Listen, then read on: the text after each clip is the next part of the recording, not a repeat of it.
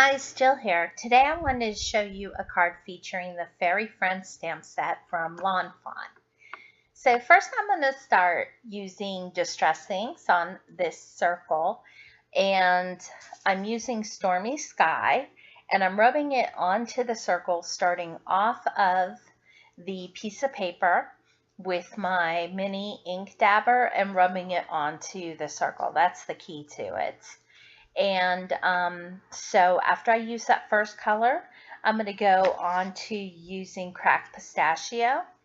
First, I created a little hill just using my scissors, and I'm putting a very light amount of the Cracked Pistachio onto this, and that's just going to be that effect. So then I just brought in my additional layers. I cut these on my Scan and Cut, and there's the jewels that I used just from some leftover bling, and you'll see where I attach those later. So on my plaid paper from Lawn Fawn, I did edge that with a silver paint pen. It did get cut off, but here I left that in so you could see how I had edged that. So the faces, I'm just showing a little bit of that. I'm using my Spectrum Noir Alcohol markers, and I used my TN2 and my FS4. I did the FS4 along the hairline and blended it out with TN2. Very fast, very easy. I did all the fairies that way, but just showed you one. So there you go, like magic. Okay, so now we're going to go into the clothing. I didn't want to go real heavy with the colors, so for this dress, I just did LV1, and I just built up the colors, and I pulled some of the color back actually with the blender.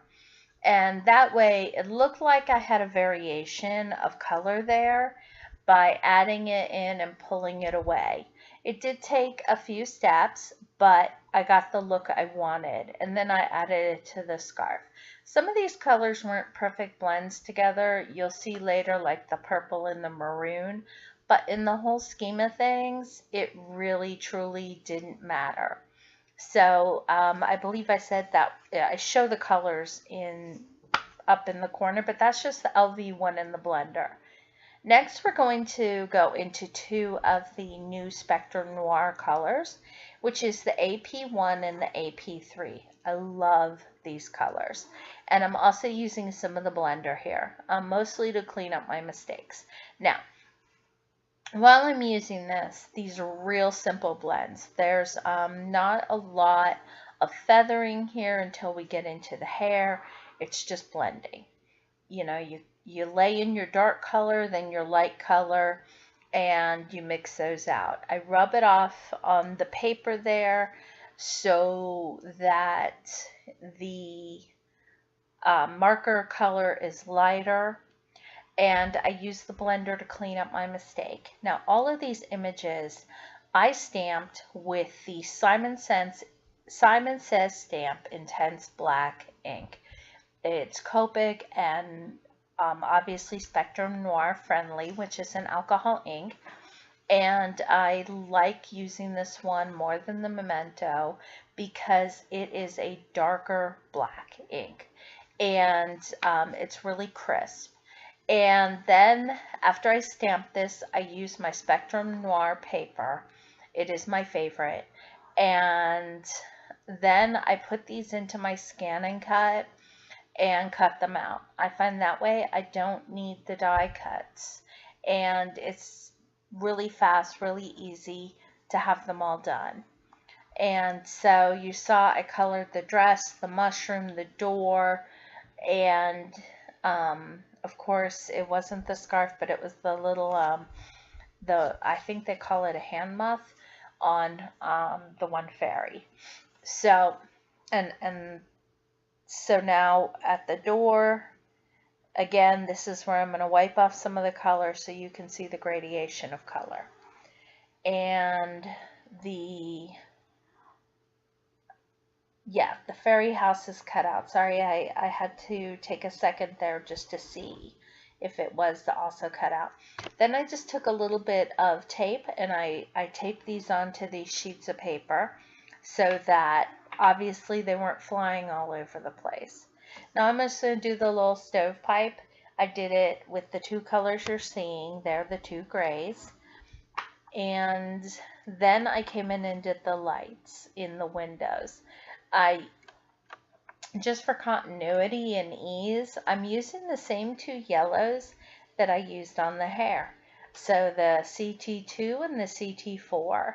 And, I just went with a real simple glow there so that I could have, brought in an orange. I just could have taken it further, but I wanted this to be real simple. And again, no feathering on anything but the hair, and this house you're going to see I did feathering there. I wanted those to be the highlight things. So you were focused on a few things, and that was what I wanted, and you'll see what I mean. So I'm sorry my hand is in the way. When I do the feathering, I hold my hand more straight up and down, so all you're seeing is my hand. But what I'm doing is I'm coming in with the CT2, I'm laying in where I want the texture of the hair. So I'm flicking in the color. I move my paper around as I flick in the color. Then I came in with the CT4 and I'm flicking in that color also so that the strand look is leaving a highlight towards the middle of the hair. And this is a very simple hair to do because there's so little of it on these fairies. So this is, Lawn Fun images are really easy to color.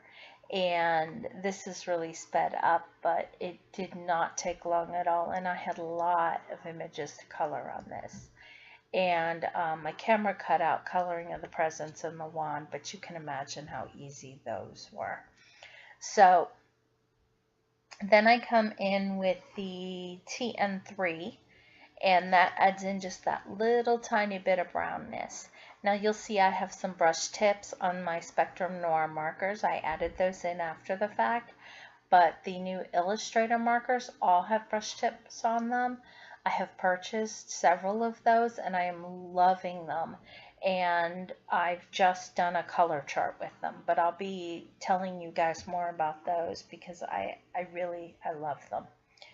So again, that's all that hair takes.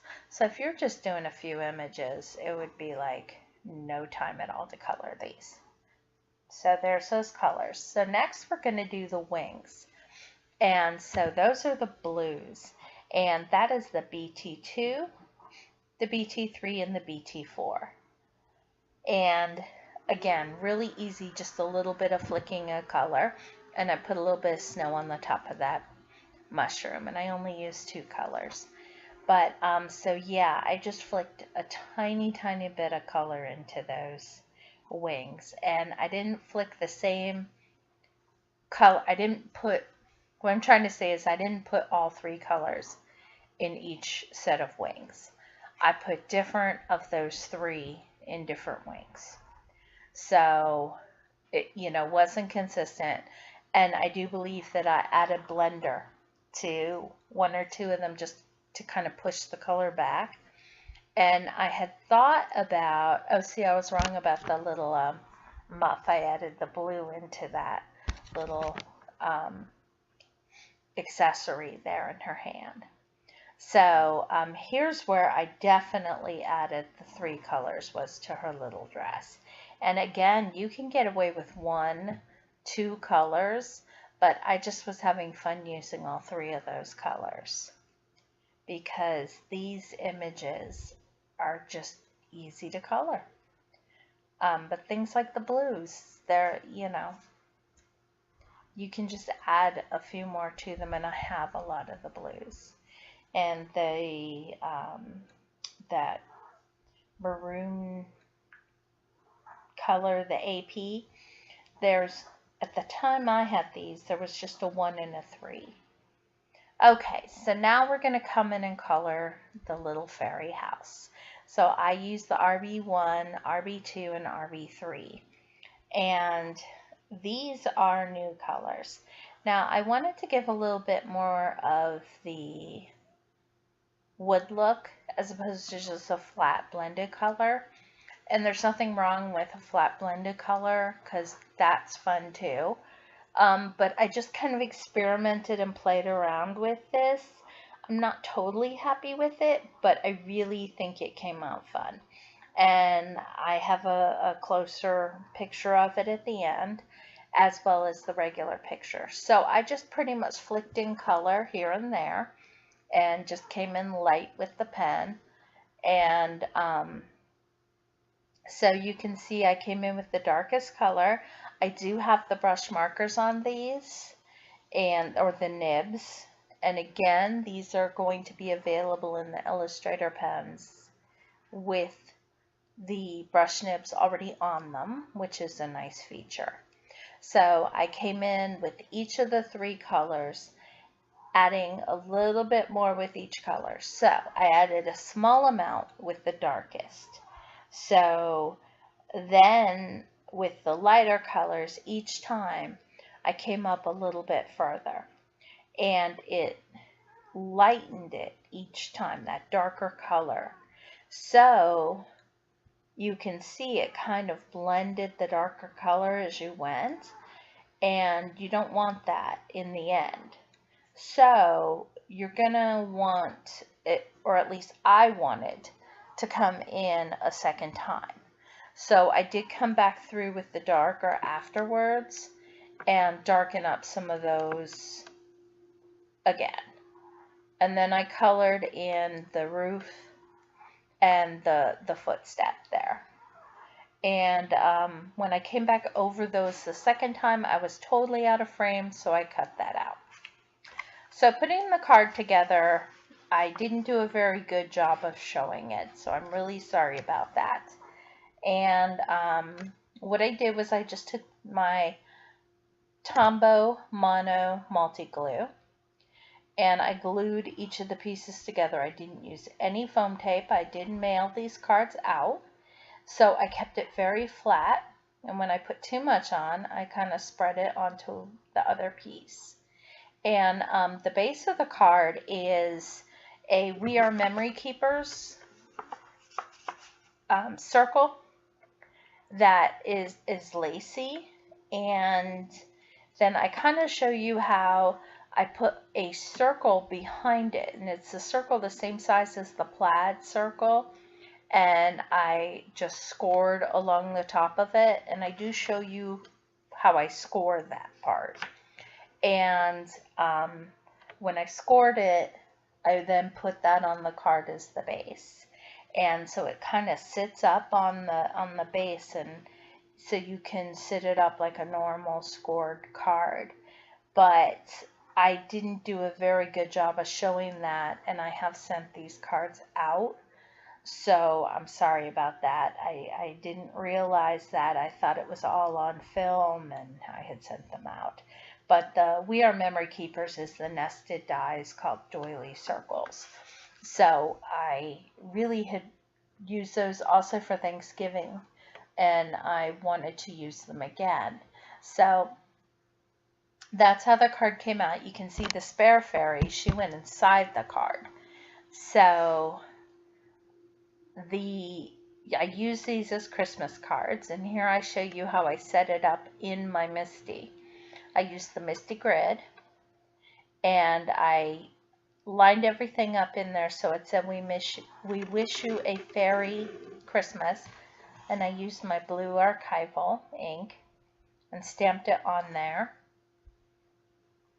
And then I show you how I fold it, and that's where everything got cut off. So I'm going to leave you with that and some still shots at the end here. So as always, I really appreciate you watching my videos, and I do hope that you would subscribe to my channel if you haven't already, and hit the like button. and I really appreciate you stopping by. And thanks for watching.